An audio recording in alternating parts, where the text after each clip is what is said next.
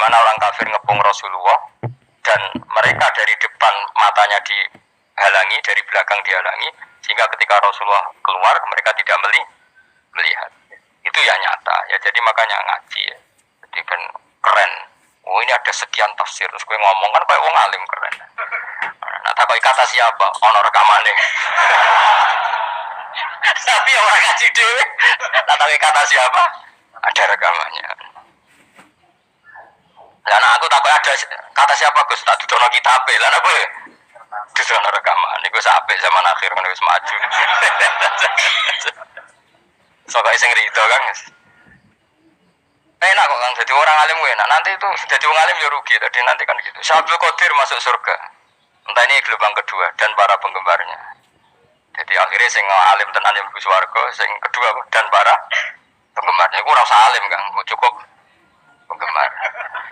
Jadi aku sebenarnya rugi kan. Gus Pak masuk swarga kedua dan para penggemar. Waduh. Terus jebule padha ae. Itu saking rahmane Allah. Kenapa? Kan masyhur itu hadis itu. Rasulullah itu ada sahabat nangis, gak bisa tidur nangis. Berhari-hari gak bisa tidur nangis. Hanya karena ingin punya satu pertanyaan. Lama-lama ketemu Nabi, ya Rasulullah saya sudah berhari-hari gak bisa tidur. Ingin menanyakan ini tapi tidak berani. Coba kamu tanya saja. Ya Rasulullah, saya ini kalau mati, engkau kan suatu saat dipanggil Allah. Ada ketemu engkau. Makanya mumpung sekarang saya tak melihat wajah engkau sekuat-kuatnya, sepuas-puasnya. Kata Nabi ya. Kenapa? Ya kalau engkau di surga, saya di neraka kan gak ketemu lagi. Atau kalaupun engkau di surga kan kelasnya beda, kan gak ketemu lagi. Jadi kemungkinan dua-duanya itu gak ketemu. Kata. Karena tadi bisa aja, ya artinya Nabi karuan di surga, saya di neraka gak ketemu. Atau engkau di surga, saya di surga pun beda kelas, ya gak ketemu. Terus kata Nabi, tidak begitu aturan mainnya. Almar'u ma'aman ahabba. Orang itu sesuai yang dia orang bersama orang yang dicintai.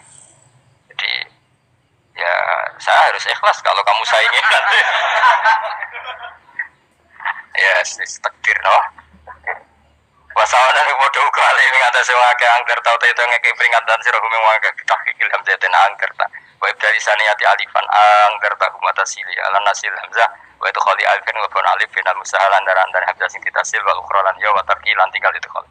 Amlam tungzirhum wong ra wis bakat kafir mbok elingno cek rambu elingno tetep layu minun ora gelem iman. Lah sing iman iki sapa inama tungziru mestine ngelingno sira. Maksude yang fa'u tegese manfaat yo wong daruka peringatan sira.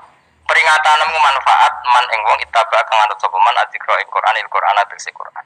Wa khasyalan wedi sapa man ar-rahman ing Allah Rahman bil ghaibi padahal ora roh pangeran. Ya khofa tegese wedi sapa ing Allah bahwa alam yaro ora ningali sapa wong ing Allah. Lan bil ghaibi itu apa? Takut Allah dalam keadaan toh dia tidak melihat Allah lang.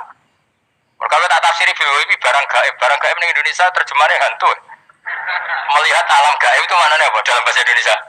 Hantu. Mulane bil ghaibi rata terjemah apa? Ya namanya ini wa khasyalan wedi sapa wong ar-rahman ing Rahman bil ghaibi padahal dene ra roh langsung. Ya ora usah diterjemah ya. Terjemah dadi apa? Barang gaib malah repot. Bapak siru monggo ngeki berita gembira sira ing man bimaghfiratin kelan pengemuranan wa ajrin dan ganjaran karimin kang terhormat. Orang yang seperti itu yang ikuti Quran dan takut Allah itu layak mendapat maghfirah wa ajrin karim wa ta'ala juru karim wal jannatu swarga. Inna satuna ingsun wa nahnu ya ingsun iku nuh uripno ingsun al mauta ing wong sing mati dibasi krana pas. Wa naktubulan nulis ingsun fil lauhil mahfuz ma ing apa wae kodam kang nglakoni sapa ngake fi hayati. Di lauh mahfuz apa yang pernah kamu lakukan ditulis min khairin kaapian wasari dan kaelean liyujazau supaya diwales sapa ngake alih ing atase iki. Wa asarahum lan yo tak tulis bekas-bekas kelakuanem. Matek saya perkara ustuna kang digawe sunah apa bima badam sause wong akeh. Jadi perilaku kamu ditulis setelah kamu mati masih ditulis yaitu bekas-bekas sunnah kamu yang pernah kamu lakukan. Jadi misalnya kok penemu judi, selama ada orang judi ya kamu dapat, paham ya? Paham ya? Loro gak ya? Makanya ulama ngendikan dulu tubalil amwat, tubaliman mata wa matat ma'ahu dzunubu. Bejo wong mati kemudian dosa-dosane melok mati pisan. Manane dia mati dalam keadaan tidak pernah melahirkan sunnah keburukan, paham ya? Tapi bejo wong sing mati kemudian dia meninggalkan sunnah kebaikan yang diikuti terus. Kok sampean ini lho bener. Gak paham jalan lah, mau jalan harus turun ngaji. Sehingga sebenarnya anak gak paham lah ya gowo. Lho kok jalan yang bisa bapak arah paham lah ya gowo. Itu sudah bagus. Apa? Bagus. Berarti pokoknya hanut tanam ya hanut. Wah, pokoknya keren, pokoknya keren sama keren. Jadi nanti sebenarnya anak tuku jalan tak kok Pak. Kok tuku jalan di bapak aku ning lemari iki ono jalan. Lah tapi di bapak paham yo ora paham bodoh. Wes stop, stop. Jelas ya gitu, anak tubuh mangkodamu wah taruh. Makanya sisa-sisa amal kita, bekas-bekas amal kita semuanya adalah ditulis oleh Allah Subhanahu wa taala. Mulane kula kepengin jenengan nate syukuran, pisan-pisan nate syukuran pertama anak kita bisa sholat. Guling-gilingan banyak orang syukuran perkara ulang tahun. Kenapa pertama anak kita bisa sholat kita tidak pernah apa? Syukuran. Padahal sholat itu yang menjadi identitas anak kita, kehambaannya ila yaumil ya. Boyo orang itu sehingga nanti anak kita tuh senang sekali. Itu saya itu kalau agak marah, itu anak saya yang paling kecil, baru umur 6 tahun. Itu tahu-tahu bilang, "Pak, saya sudah sholat." Karena dia tahu, saya itu paling terhibur kalau ada berita sudah sholat. Jadi itu penting supaya orang itu tahu orientasinya bapak itu sholat. Jadi jangan sampai terus anak kita kalau ulang tahun syukuran, tapi pas sholat kita dingin-dingin saja. Lama-lama anak kita berperasaan sholat itu tidak penting. Buktinya apresiasi bapak biasa saja. Itu contoh kecil. Jika nanti tertanam, anak kamu tertanam, nanti cucu kamu tertanam. Jadi itu namanya asar apa? Asar. Jadi harus seperti itu. Jadi ya itu namanya asar. Makanya Nabi Ibrahim nggak berani minta uang sama Allah, minta rezeki nggak berani. Tapi kalau dia menyebut sholat dulu baru berani. Rabbana liyuqimus sholat faj'al afidatam minan nas tahwi ilaihim warzuqhum, kata Ibrahim, supaya mereka kuat sholat ya Allah. Nggak apa-apa kamu kasih makan, supaya kuat sholat. Karena kalau Nabi Ibrahim hanya berdoa, ya Allah kasih mereka makan. Nah di gozino, gue demenan, gue judi. Nabi Ibrahim melok dosa. Makanya dimulai Rabbana liyuqimus sholat, supaya mereka kuat sholat ya Allah. Nggak apa-apa mereka kasih makan.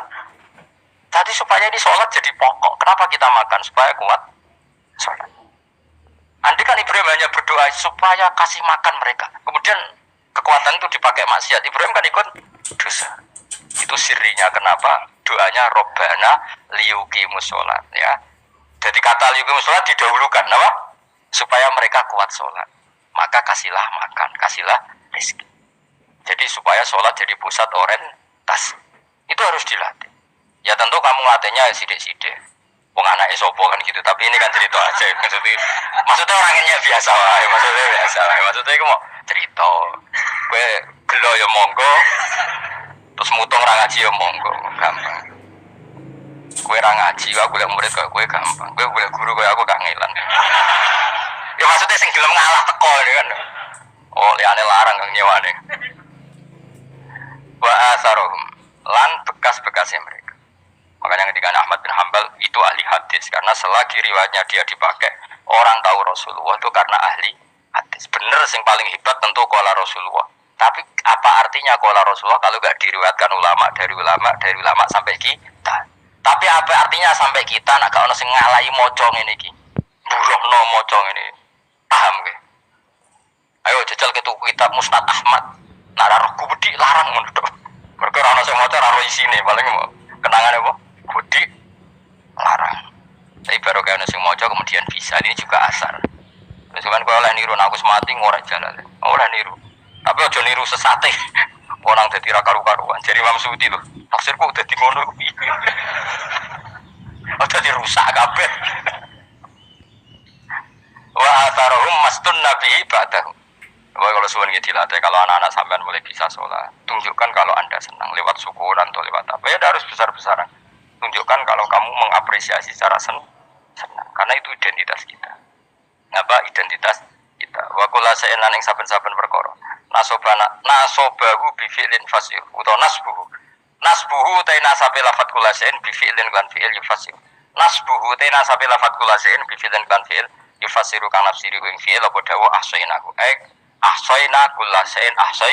Nah berarti namanya wa kullu shay'in lan ngitung ing saben-saben perkara. Wa kula saen lan ingsun ngitung ing saben-saben perkara. Maknane ahsana tegese ngitung ingsun ing sak. Dobat nau tegese ngitung ingsun ing sak fi imamin ing dalam catatan utawa ing dalam kitab induk. Imam ku maknane kitab induk mubinin kang jelas. Kitab tegese kitab bayin kang jelas. Wa al kitabul bayin iku Allahul mahfuz. Subhanahu wa bihamdihi adada khalqihi wa ridha nafsi. Wa zinata arsy dan kalimat